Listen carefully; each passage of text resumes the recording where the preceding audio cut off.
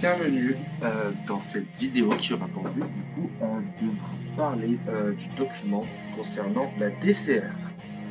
Donc, qu'est-ce que c'est la DCR? C'est la division des connaissances des réalités. Donc, c'est en quelque sorte une sous-spécialisation de la CDT. C'est celle qui est souvent comparée à la SAO qui a été créée par Akuma. Mais ça n'a rien à voir. Et d'ailleurs, je vous préviens, ne me parlez pas de SAO parce que moi ça a tendance à m'énerver. Alors, c'est parti. Je vais d'abord vérifier s'il n'y a pas quelqu'un qui m'ennuie. Non, c'est bon, je peux y aller. Alors, attention, les bases de données de la Fondation est classifiée. L'accès au personnel non autorisé est strictement interdit. Les auteurs seront traqués, localisés et emprisonnés.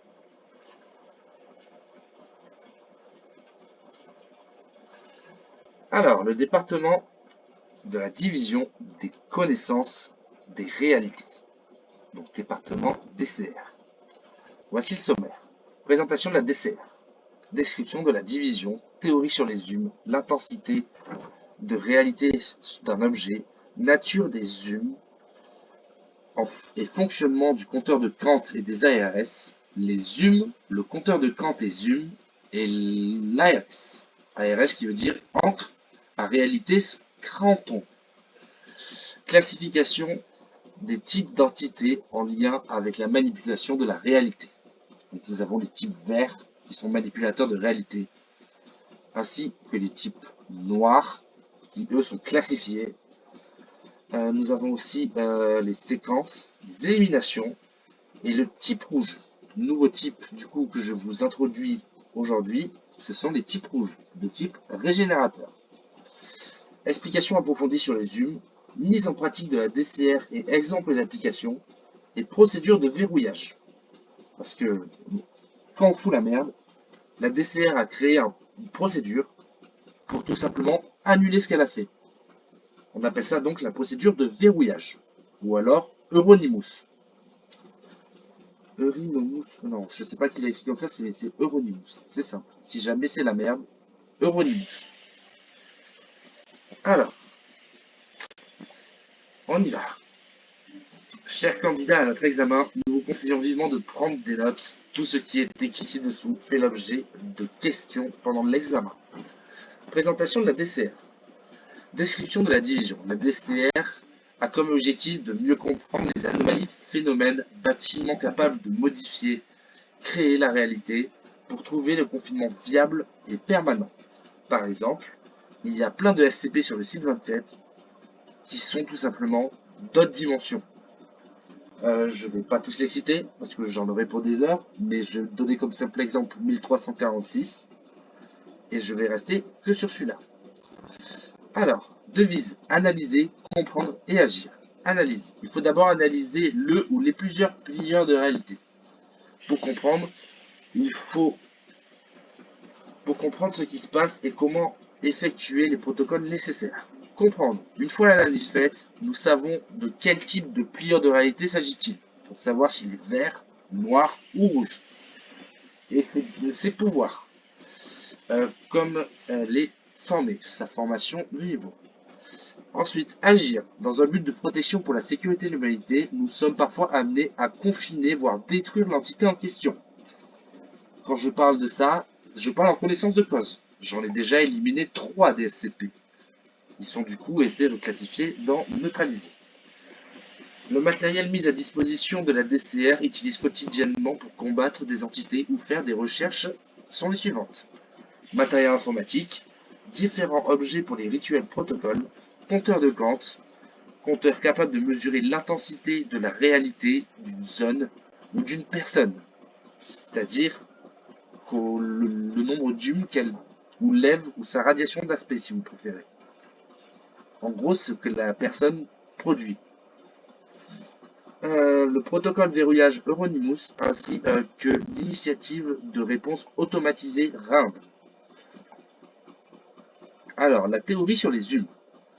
Principalement, la théorie sur les zooms traite des interactions existant entre le niveau de réalité, les altérations de cette dernière et les êtres et substances existant au sein de plans réels.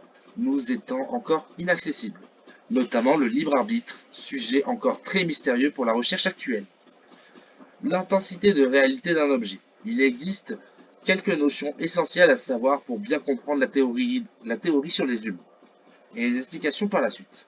Les humes, unité de mesure ou l'intensité de réalité sur le premier plan de l'existence. On a encre de réalité de Scranton, donc ARS, qui est artefact menant dans les dimensions de poche, et les humes de référence servant d'étalon pour calculer le niveau de réalité d'un objet quelconque. Par exemple, si tu prends un almanach et que tu utilises l'ARS dessus, eh ben, il va te dire simplement que c'est un objet magique. Parce que c'est un objet magique en soi. Il a trempé dans la fontaine de jouvence. Ensuite, le compteur de Kant, outil de mesure du niveau utilisant comme référence l'encre de la réalité de Scranton. Donc c'est-à-dire que ça utilise les humes, noté HM, et ça utilise aussi l'EV, noté EVE. Et tout ça ensemble, ça forme la radiation d'aspect. Est-ce que vous suivez?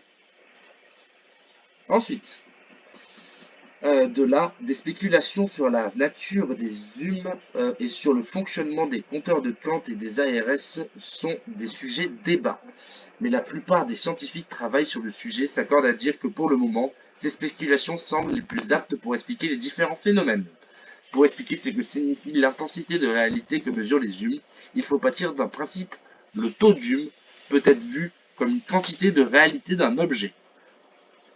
Par objet, on entend ici un sens large, comprenant des endroits, les situations, les entités et tout autre composant du monde physique. Par exemple, il y a un avion qui a survolé la planète et qui a rendu le monde coloré. Voilà. Je suis désolé de vous apprendre ça, mais avant, la vie, elle était noir et blanc, et c'était vachement mieux. En d'autres termes, la réalité est quantifiable. Certaines choses sont plus réelles et certaines choses sont plus réelles que d'autres. Cela s'explique par le fait que selon le niveau d'une entité, la réalité sera plus ou moins modifiée. Par exemple, si une entité possédant un niveau fort va lui permettre de manipuler une réalité plus facilement et de façon réciproque, une entité avec un niveau faible n'aura pas d'influence sur la réalité autour d'elle. Elle ne pourra pas grandement la modifier. La réalité subit des modifications constantes dans sa structure globale, des modifications altérant continuellement les phénomènes engendrés par divers facteurs entraînant un déséquilibre de consistance de réalité.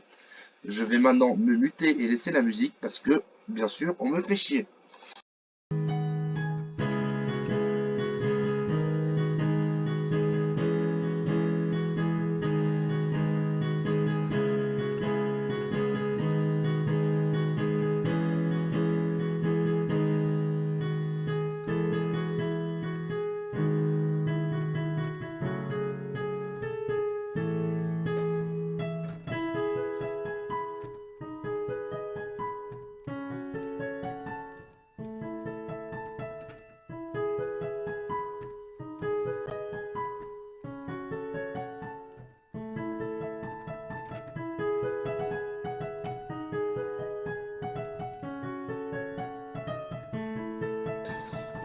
Alors, je suis de retour, amis scientifiques.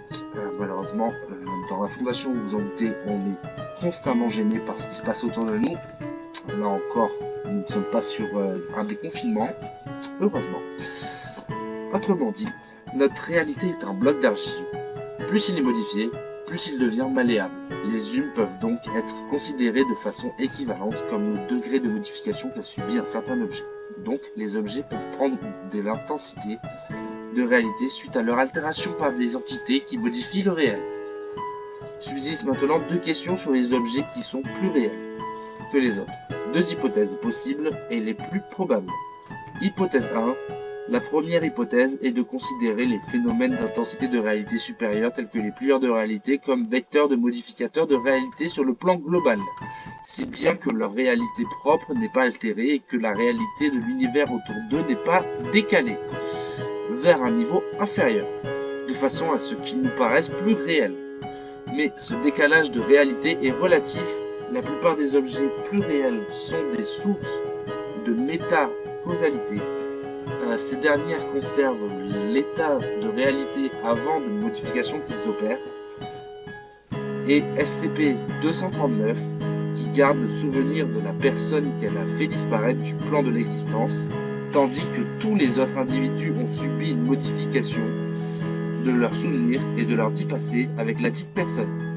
Cette considération nous pousse ainsi à considérer que les encres de réalité de Scranton sont des valeurs flottantes et ne peuvent être considérées que comme des références arbitraires, permettant de comparer des niveaux de réalité à une échelle locale. On peut faire l'analogie avec la mesure de la vitesse d'un objet se basant sur un certain référentiel. Vous vous dites, comment ça se fait que j'ai pu dire SCP-239 et que je suis encore là en train de vous parler? C'est simple, je l'ai éliminé. Hypothèse 2. La seconde hypothèse est que l'augmentation de la réalité d'un objet s'opère par une modification inverse de la réalité induite, par un processus de rétroaction métacausale, diminuant la complexité de la temporalité des sources de modification de l'objet. On peut en effet supposer que tout objet dans l'univers a subi de multiples modifications mineures, ce qui pousse à considérer que toute chose dans l'univers a perdu de sa valeur de réalité. Cette hypothèse nous pousse à admettre un degré de réalité maximum dans l'échelle des humes. Alors, le compteur de Kant et Hume, sachant cela, nous allons nous intéresser aux profondeurs sur comment détecter les humes et le fonctionnement détaillé du compteur de Kant. Grâce au portail vers les univers de Bosch des encres de réalité, le compteur de Kant compare l'état des objets et des phénomènes qu'il analyse. La signature de la réalité modifiée peut être détectée via l'observation des matrices de détermination présentes dans tous les objets, toute structure ou toute situation ou monde physique. Une matrice de détermination est l'ensemble des caractéristiques qui définissent l'état de l'essence d'une chose. Par exemple, une pioche en bois, c'est une pioche en bois. Il n'y a pas à chercher plus loin, c'est du bois. Ensuite, dans son existence propre, ces caractéristiques sont retranscriptibles sous la forme de valeurs numériques, en comparant la cohérence des séquences numériques à l'intérieur d'un objet donné ou entre différents objets. On observe soit des paradoxes par rapport à la structure essentielle, comme phénomène de réalité dans le cas des comparaisons intrinsèques, auto-exclusion logique par exemple, soit des paradoxes dans la définition de l'objet lui-même dans le cas des comparaisons intrinsèques. En comparant les états de la matrice de détermination de l'objet mesuré avec ceux des encres de Scranton, il est possible de calculer le niveau d'hume et des objets et des événements, à savoir qu'il est impossible de déterminer un niveau de réalité plus absolu que les autres par la méthode actuelle. Parce qu'actuellement, la méthode du compteur du Kant, c'est littéralement la meilleure. On n'a pas trouvé mieux et on cherche à faire mieux. Car il est impossible de déterminer si les principes de réalité ne sont pas intrinsèquement contradictoires. On l'a déjà vu en physique quantique, tout se contredit, mais tout est valable, tout fonctionne. Avez-vous déjà vu le chat de Schrödinger? C'est la même chose. Là, c'est pareil pour les humes. À la fois ça existe, à la fois ça n'existe pas. Et le seul moyen de voir que ça existe, c'est de l'observer. Autrement dit, on part avec des suppositions qui sont supposées être vraies et dont le niveau de réalité ici mesuré avec les humes sont approximatives, mais ne donnent pas de valeur absolue et constante. Cependant, ce que l'on remarque, c'est que plus la réalité est modifiée, plus le schéma de cohérence entre les différentes caractéristiques des objets a de chances d'être un générateur de contradictions, car il n'existe qu'un seul schéma qui soit cohérent parmi les milliards de possibilités de valeurs numériques des caractéristiques d'objets. Par exemple, vous demandez la machine à café. Comment fonctionne-t-elle? C'est simple. Vous voyez le petit robinet qui sert pour sortir le liquide?